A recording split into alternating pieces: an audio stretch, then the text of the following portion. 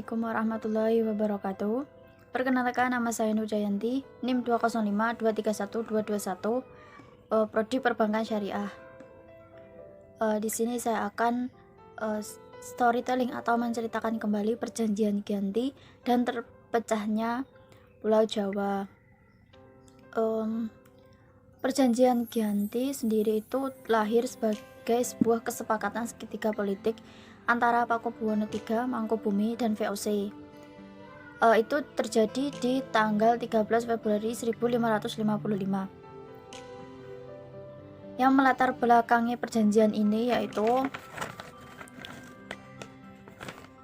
perjanjian Giyanti melatar belakangi ada sebuah keinginan dari Pangeran Mangkubumi untuk melawan pemberontak yang dipimpin Pangeran Sumbernyawa yang melakukan perlawanan terhadap Kerajaan Mataram karena adanya intervensi dari Belanda yang diwakili VOC terhadap Kerajaan Mataram, terutama setelah Sultan Agung wafat. Pemberontakan ini dianggap bisa mengancam kekuasaan Pangeran Mangkubumi yang pada akhirnya ia lebih memilih untuk bernegosiasi dengan VOC untuk menumpas pemberontakan tersebut guna untuk mendapat kekuasaan yang diinginkannya.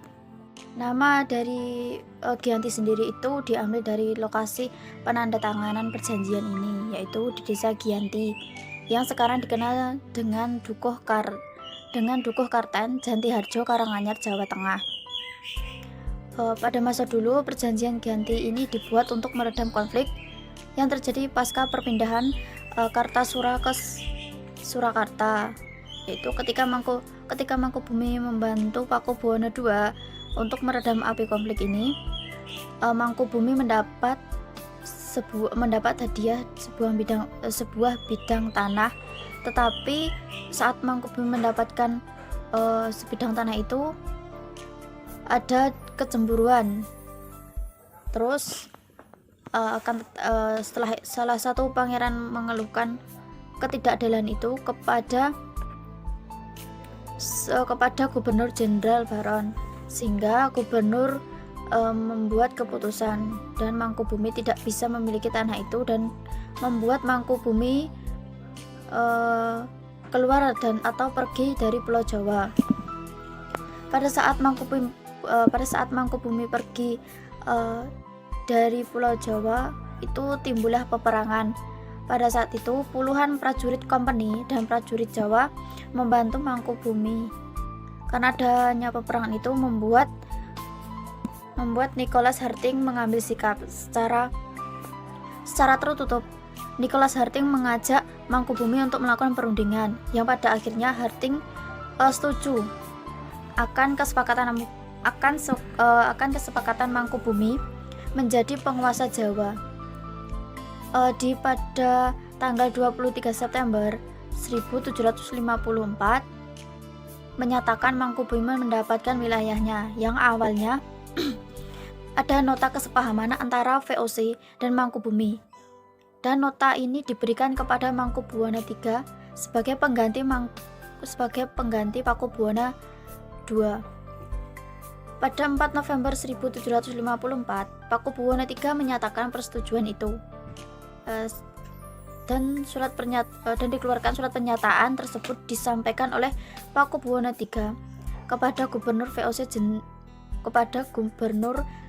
VOC yaitu Jakon Musel. Kesepakatan itu mendorong perjanjian Giyanti yang terjadi di Desa Giyanti, sebagai penandatanganan ini menjadi pangkal terbelahnya Pulau Jawa menjadi dua. Istilah ini disebut sebagai Palianagari dan menjadi awal Mangkubumi di Yogyakarta sebagai Sri Sultan Hamengkubuwono I pada tanggal 13 Februari 1755 dengan gelar Senopati ing Aluga Sayeti Panotagama Khalifatullah. Sebenarnya perjanjian Giyanti ini menjadi puncak dari perselisihan di Kerajaan Mataram. Wilayah wilayah Mataram sendiri dibagi menjadi dua, yaitu wilayah di sebelah timur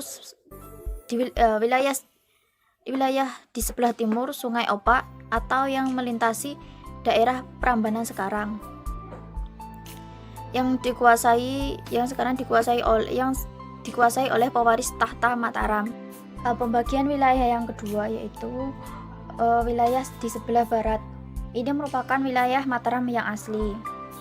Pada 15 Februari 1755 terjadi pertemuan untuk membahas atribut-atribut keraton seperti yaitu keris, belangkon, tari, dan bahasa.